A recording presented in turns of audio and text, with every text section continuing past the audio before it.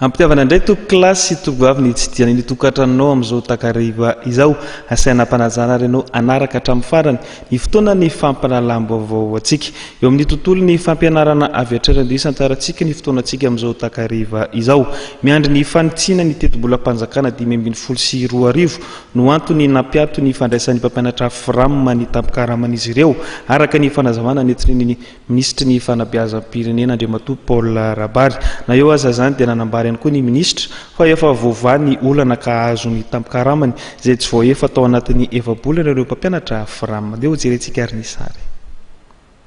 Ny fahatarana ny fanitsiana ny teti-bolam-panjakana 2024 no anisan'ny antony nampiato ny fandraisan'ny mpampianatra Frama ny tampikaraman'izy ireo araka ny fanazavana ny ministra ny fanabeazam-pirenena. Fiatoana izay nitarika amin'ny fitokonana fanairana nataon'ny mpampianatra Frama omaly teny anoloanan'ny Draine Analamanga. Amin'izao fotoan'izao dia efa mivany olana ary azony tampkarama izay tsy voaefa tao anatin'ny efa-bolana izy ireo ministra Paul Rabary. Karama le mois de mai, juin, juillet, août no tsy mboray zany ny antony fantatsika tsy afaka nampiasan'ny exécution budgétaire isika satria tsy tavoaka le LFR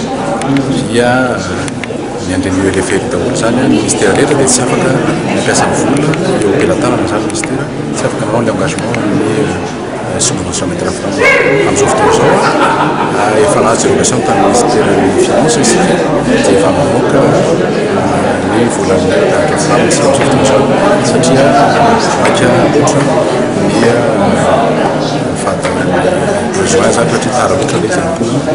tsy afaka iandry an'ilay LFR intsontsika dia nangataka dérogation izay azo tamin'ny ministère des finances dia efa mivoaka zany. Mikasika amin'ny fampidirana ho mpiasam-panjakana amin'ny mpampianatra Frama dia nilaza ministra Paul Rabary fa hivoaka ato ny contrat ho an'ny mpampianatra Frama voaray ho mpiasam-panjakana. Fantatsika fa misy 10 000 tamin'ny fotoantia amin'ny faramtaona eo